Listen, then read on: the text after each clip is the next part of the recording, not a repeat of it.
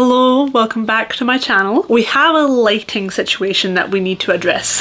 I am currently using my massive ring light, which is right above me, and I'm also attempting to use the natural light of the outside world. However, it is nearing 5 o'clock and it's getting dark. So I don't know how that's going to affect the lighting as the video goes on, but I thought I would just throw it out there that if the lighting does get bad and I can't fix it, I am so sorry. Please blame Scotland. The sun for us Scottish people is a mythological creature that we've heard about but we've never seen. So next time I decide to film a video, it will be during the day. Anyway, this is the day that I am going to be filming one of the videos that I have been planning for a year now. It has been so long since I've had this idea just kind of stewing in my head, since I've been collecting evidence for it and collecting research for it, and we're finally here. I never ever thought we'd get to this point, but we're finally here where I get to sit and talk about this because I've gathered enough and I'm ready to discuss. By the title of this video, you will have seen that we are discussing the very existential question of whether or not genre is necessary. And I'm assuming you will already have seen how long this video is going to be. I haven't seen it myself, obviously, like I'm in the midst of filming it, but I have a feeling it's going to be a wee while. So whatever you need to do to make yourself comfortable for long enough that you can sit through this entire video, you should go do so now. And while you're doing that, I will give my little disclaimer that I am going to be giving at the start of these types of videos. First of all of the sources that I've used to create this video, to research this video, are linked in the description of this video.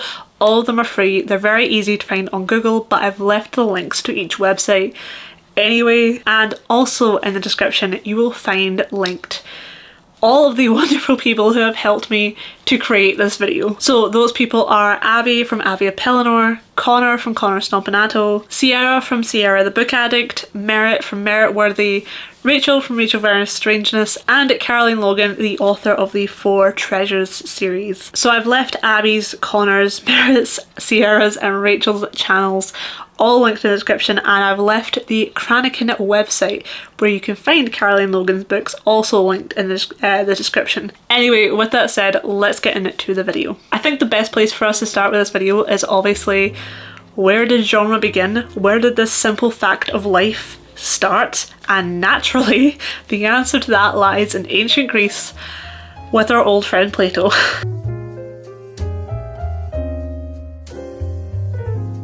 So the concept of genre actually comes from Plato's original classifications of literature, in which he broke literature down into 3 categories. Those categories being poetry, drama and prose. I don't know about anyone else, but I have never ever thought about poetry, drama and prose as genres. I know that sounds very silly. It sounds very silly now, especially after the research that I've done, but it's never crossed my mind that those 3 things were genres.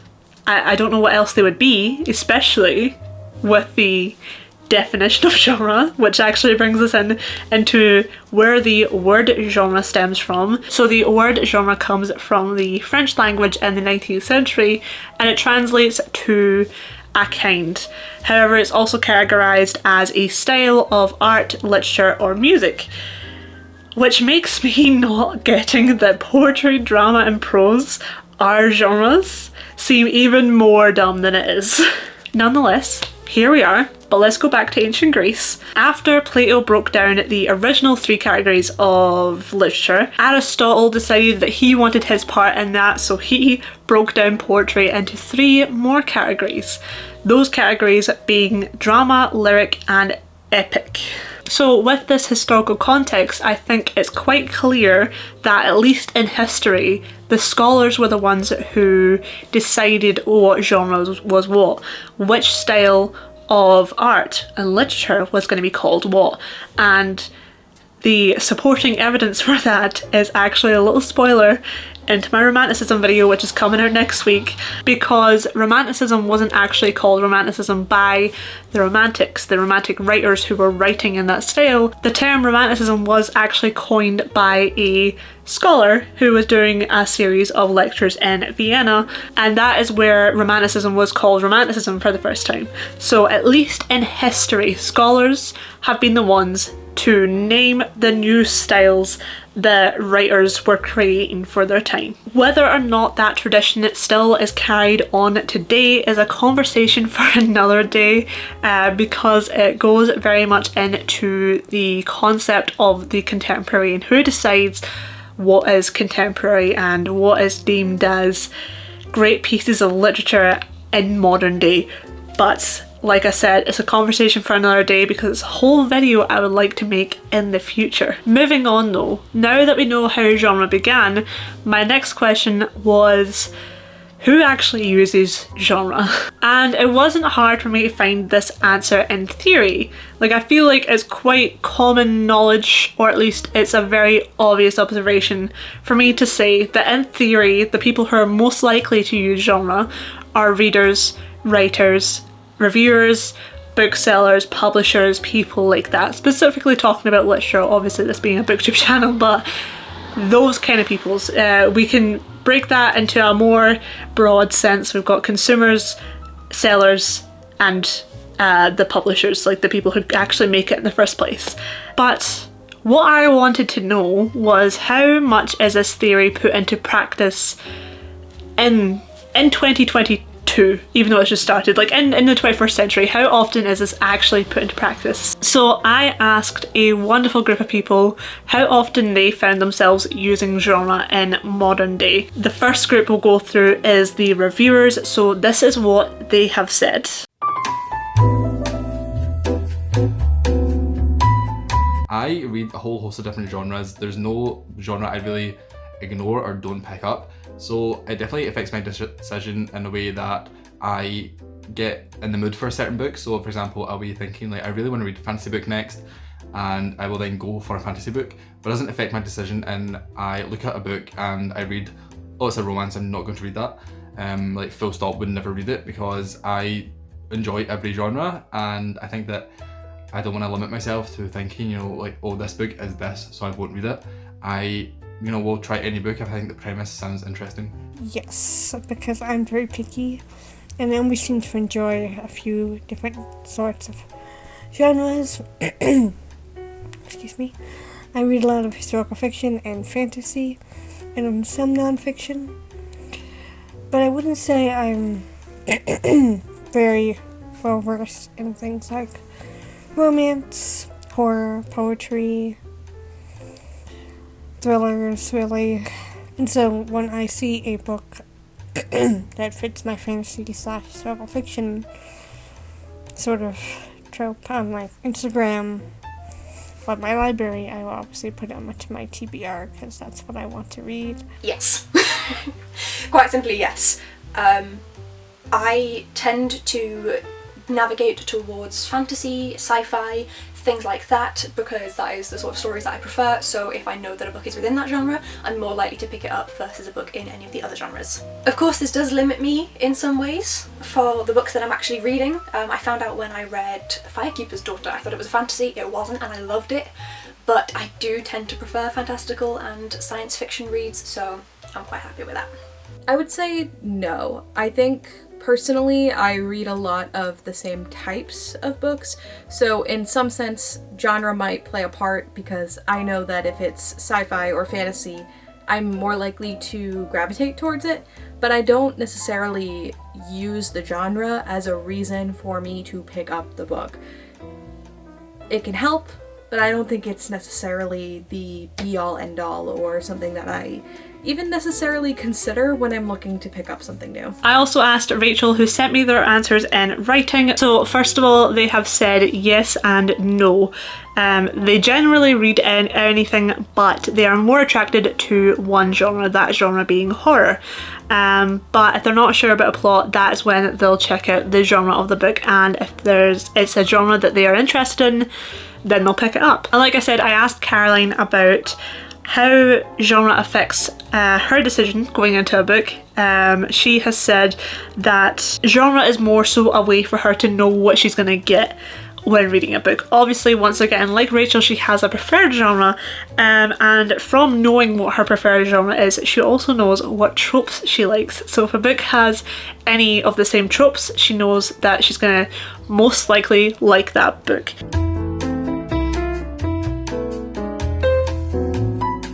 Going with Rachel first, they have said that they use genre more so in the reviews if the genre has been marketed wrong. For them, genre is a marketing thing.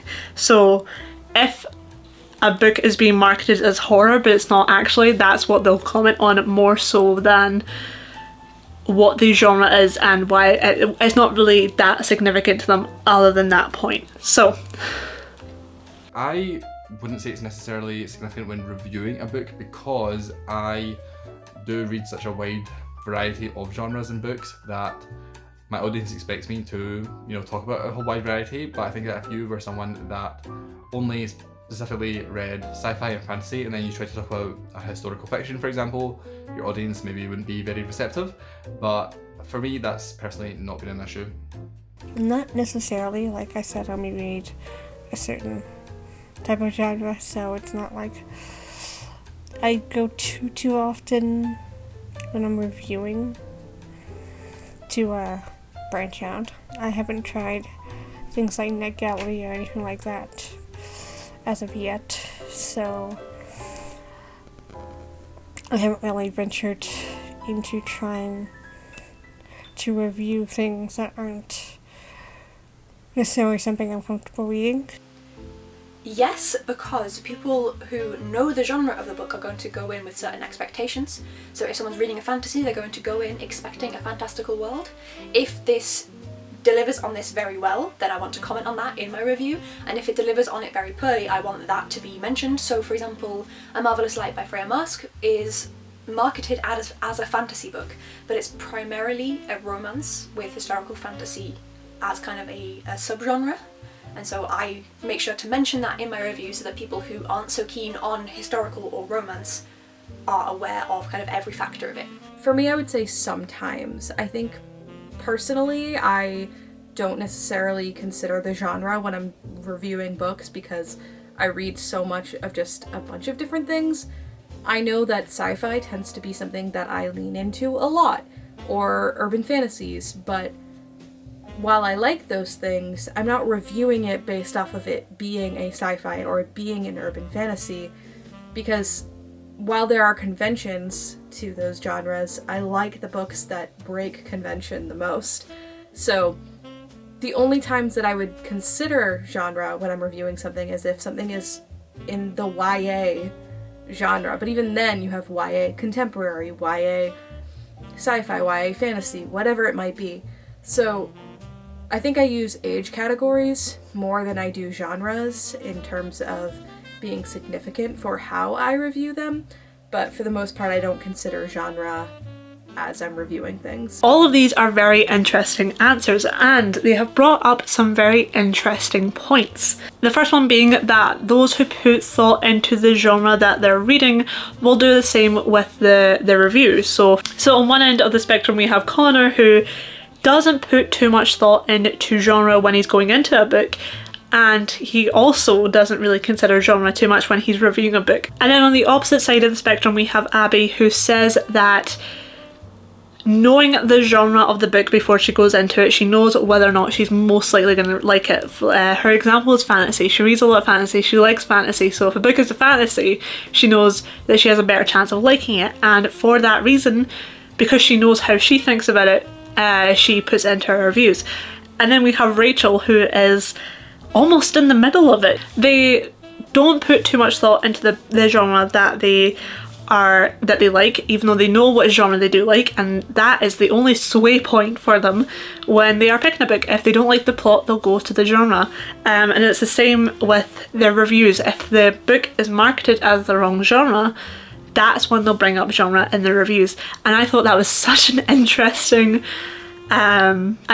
point. It was a very interesting way of looking at things, and I've definitely been able to consider how I am as a reader and a reviewer, and if where I fit in those categories of readers, and honestly, what an enlightening experience. The second interesting point is actually something that Abby says about genre being a bit restrictive. Meaning her example was that she went into The Firekeeper's Daughter thinking it was fantasy, and it wasn't fantasy, but she loved it anyway. But she says that she would have been less likely to pick it up because it wasn't fantasy, and I get that mentality.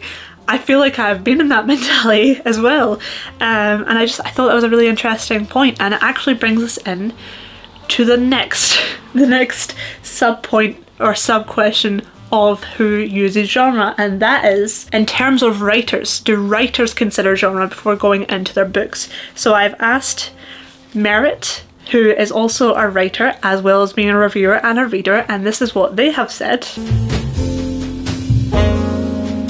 Yes and no. I don't go into a project specifically being like, well, these are the conventions of sci-fi, so I need to keep my story strictly in those conventions. But if I'm talking about, you know, I want to be making a graphic novel, I'm going to have to think about that a little bit.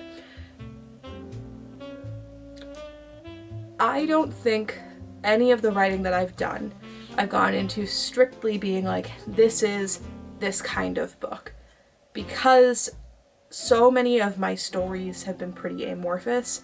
I've written fantasy, I've written horror, I've written mysteries, I also do a lot of journalism. I think the things that I've thought about the genre the most for, the things that I had to keep the audience specifically in mind for, and that is the things that I do at work as a professional communicator, a professional writer, and that's more about social media and marketing and, you know, selling stuff, in which case the audience is very, very important, meaning the genre and the type of thing that I'm writing is very important.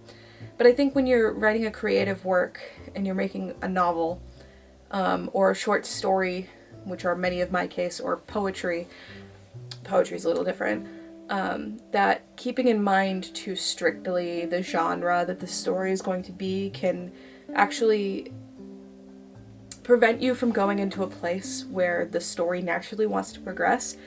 I have started books thinking that I was writing a horror story and wind up writing something different. I've started books where I thought I was going to just be writing a bit of a political commentary that was a little dystopian, and it wound up being full-fledged sci-fi, which I was not anticipating. So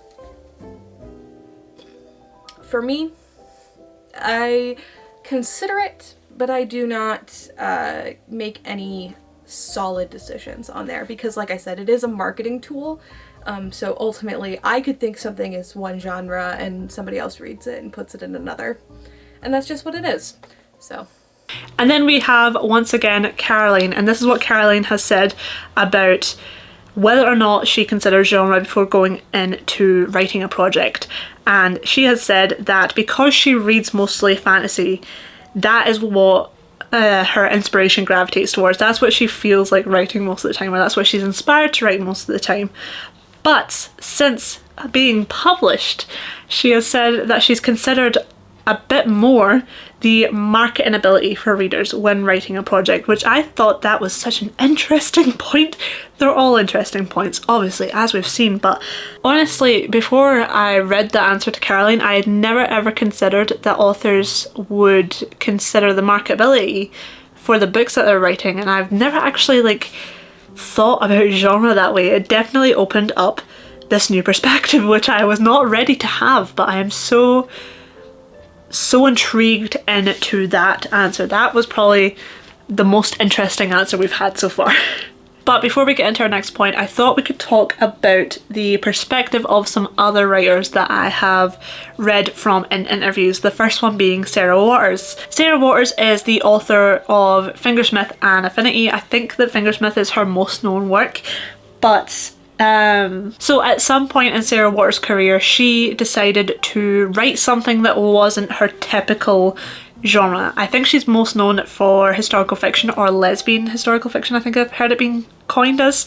But when she wrote a novel that wasn't in that category, she found that a lot of her readers felt let down, which is her words, that they felt let down by her as a writer and that book that she had written that wasn't in that category, which is an interesting point, and it definitely opens up this question to a wider audience. Like, do readers as a whole consider genre? Like, where does this start and end? But then we have Quentin Tarantino, who is a much different writer. He is the writer and director of several really great movies. I have not seen all of them, but a couple of favourites. Pulp Fiction, Once Upon a Time in Hollywood, and he says that he uses genre more so as groundwork for something that he can build upon. He says that he wants to reinvent genres when he goes into writing. So I'm not too sure if that means that he considers genre before he goes into it. I feel like it has to mean that, but once again, it was a very interesting way of looking at how writers tackle genres and how writers think about genres before they go into it. And from that, from all of these answers, we can see that it's more or less a mixed bag. Like, there is no definitive answer for readers, reviewers, writers as to whether or not genre is considered before they go into books or movies, either reading, writing or reviewing, which I thought was a very interesting point that I've discovered. So this actually brings me on to my final point of the video before we get into the major overall question: is genre necessary? And that question is, how often is genre used? How often do we see genre being used in modern day?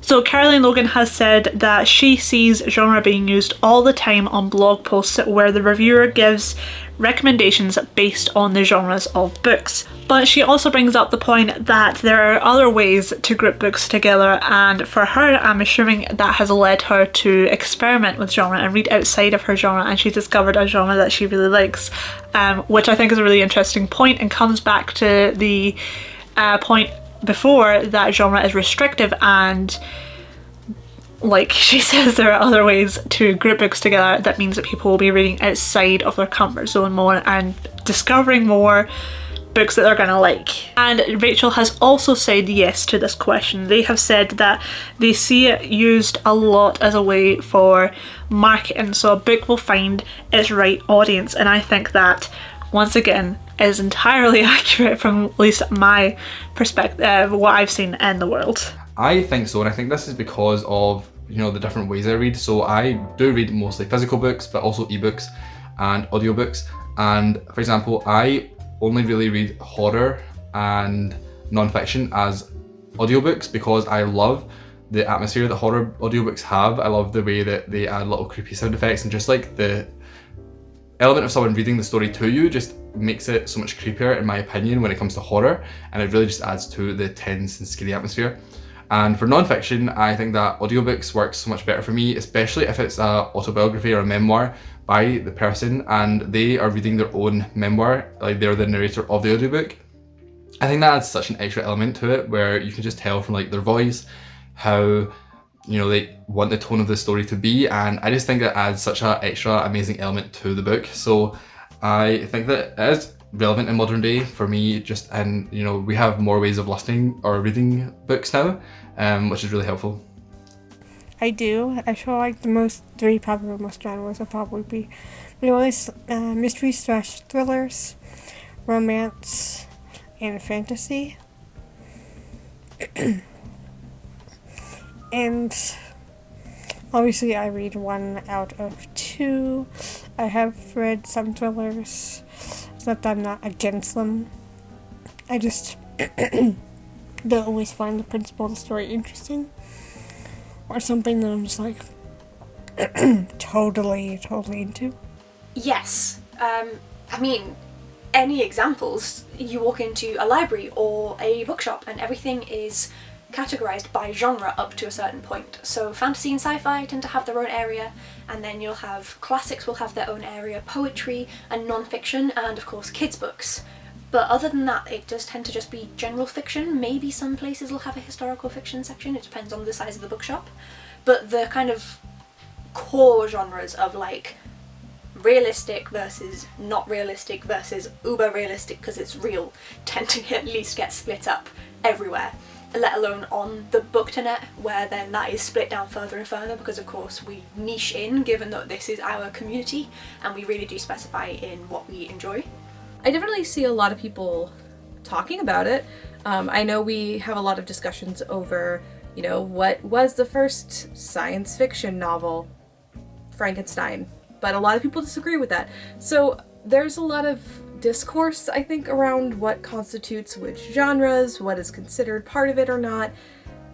And I think that's kind of unhelpful, and I also think that it really stagnates people when we focus too much on the genre itself and not the story that needs to be told. Because you can make a new genre, or you can do something that just kind of breaks conventions or sits between multiple genres. Right now, I think the biggest focus on genre is teaching convention and marketing. It's a marketing tool. That is really the goal here. It is a marketing tool. We've made it to the final part of the video. Is genre necessary? Before I give you my opinions on that, here is what everyone else has said. I do think so, because I know that obviously every genre has kind of its boundaries and things to expect, and a lot of readers have their own taste and they know, okay, I like fantasy books, and if they are picking up a book which they think is fantasy and genre doesn't really have its boundaries, it does now, and it's just a whole mesh of different ideas, they're going to be DNFing more books. And you know, I think that's a common issue with fantasy, where it gets rid of the fantasy elements to rely more on romance, and if people are like, okay, I wanted a fantasy book, not a romance, and I think that that's an example of a time where, you know, genre is necessary. Like if a fantasy book is a fantasy book, it should focus mostly on these fantasy elements, and like the romance can be a subplot, but it shouldn't be the entire plot. So I think reasons like that are why genre is important, and you know, we should respect its boundaries. This one's hard because I would say yes and no. Yes, because I feel like everyone feels the need to have their own genre or genres to be able to make friends, but also to feel complete when they're reading. And no, I don't feel like it's always necessary, because there are some people that will pick up absolutely anything and read them and don't care what category they're in. But I know a lot of people do care, and obviously that's how they're usually, like, their Instagrams or their Twitters or even booktube channels are based off of, is that particular genre. And so I do think it's necessary, but not necessary for me. I just read whichever things I think I would like, and if I don't like it, that's okay. But I usually try and stick to my usual genres, and so that's okay too, because I feel like genre is almost like your book identity in a way. And I feel like if as long as you're happy and you're felt safe and comfortable within your genre, and you also perhaps in the future feel comfortable enough to try and branch out, then go for it. Because we only live once, and why not enjoy what we can? And even if the book isn't always the best or the most fantastic thing you've read, at least you can say you read something else. No, I don't think it's necessary, but I do think it's useful. So it's not necessary in that, as I mentioned, there are plenty of books that I have enjoyed that have been outside of my usual genres that I read, and there have been plenty of books that I have hated that have been within the genres that I read. However, in this world where we have access to so many books, like compared to when I was growing up, the only books I had access to were the ones I saw in the bookshop or in the library. So I was limited to how many I could take out, or how many I could afford, or my mum could afford, because I was a child. And so that did limit how much I was reading, versus now, with the internet being constantly told about amazing books every single day, it's helpful to have some sort of categorization to say, okay, that might be a great book, but I don't tend to like historical fiction. I'm not going to go there. I, however, love fantasy, and this fantasy book has been getting a lot of hype, so I'm going to give that one a shot. So I don't think it's essential at all.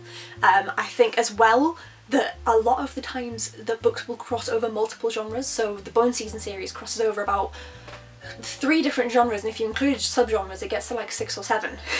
So books can span a lot of different genres, but they are helpful in kind of setting the expectation for the reader.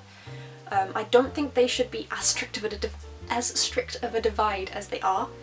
A lot of people will completely put the hammer down and say nothing but fantasy, and they are then missing out on some other books that they would still enjoy.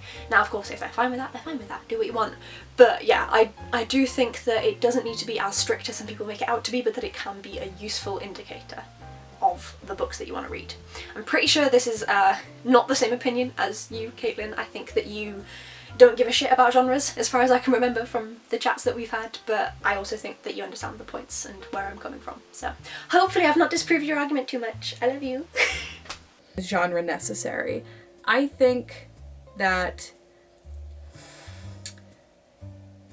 determining whether or not genre is necessary is a hard one, because it's something that it's really hard to pin down, and as humans we really want to put things into categories. We want to understand things, we want to have an understanding of what we're getting ourselves into, and I think Hank Green talks about this a lot. If anybody who knows me knows I love Hank Green, but he talks about this a lot, where like species are made up, categories are made up, we made them up, we're humans, it's what we did to try to make sense of the world.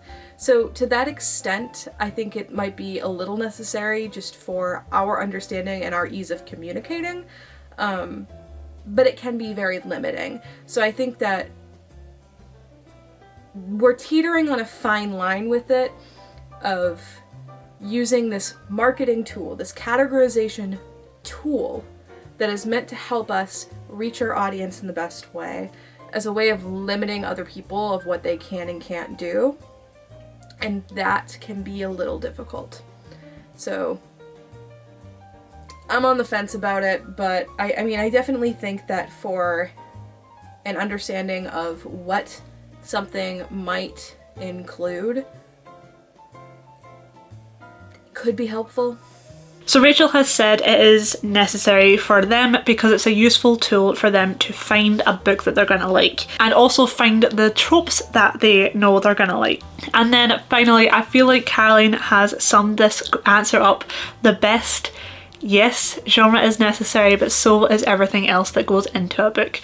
In the earlier part of her answer, she says that genre is necessary for publishers and readers to know what you're going to like, to find the right tropes, but having more specific labels for things is a good way to find the very specific books that you're going to want to read. We have come to the point where I am now going to give you my own opinions on whether or not genre is necessary. The best answer I can give you is that it depends. I have no idea how I can specify a yes or no answer to that question, and I'm so sorry for the people who may have felt stressed in me asking them that question, because now that I have seen everyone else's answers and I've done my research, I don't have a specific answer for you. I don't know whether or not genre is necessary. I think as a reader, I don't consider genre like at all. I mean, I know that there's one genre that I'll never read, and that is romance. So knowing that a book is romance, I know that I will never pick it up. So in that sense, that genre is necessary for me as a reader, but in terms of what I'm going to pick up, as long as it's not that genre, I don't care. As a reviewer, if you've watched my channel, you know that I don't use genre, or I don't like specify genre too much in my reviews. I don't know why.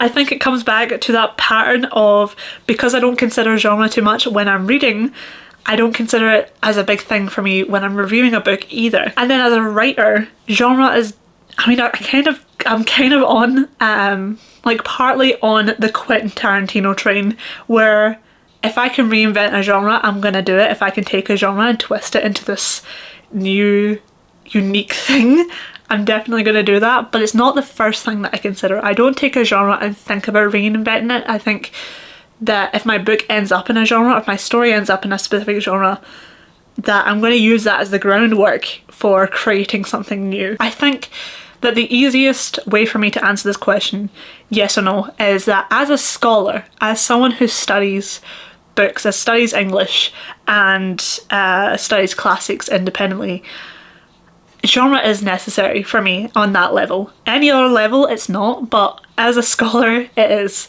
I really like to look at the specific genres of specific books as a way to see how people were and the time that those books were written.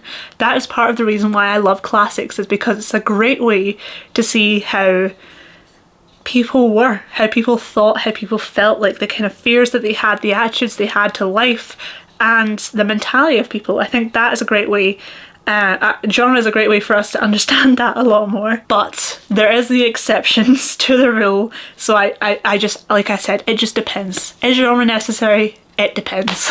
But that is all for this video. Thank you so much for watching. If you enjoyed, please let me know by liking it. Like I've said, took so long to plan this out. I have another video planned out, like a video essay planned out for next week, but they do take me so long.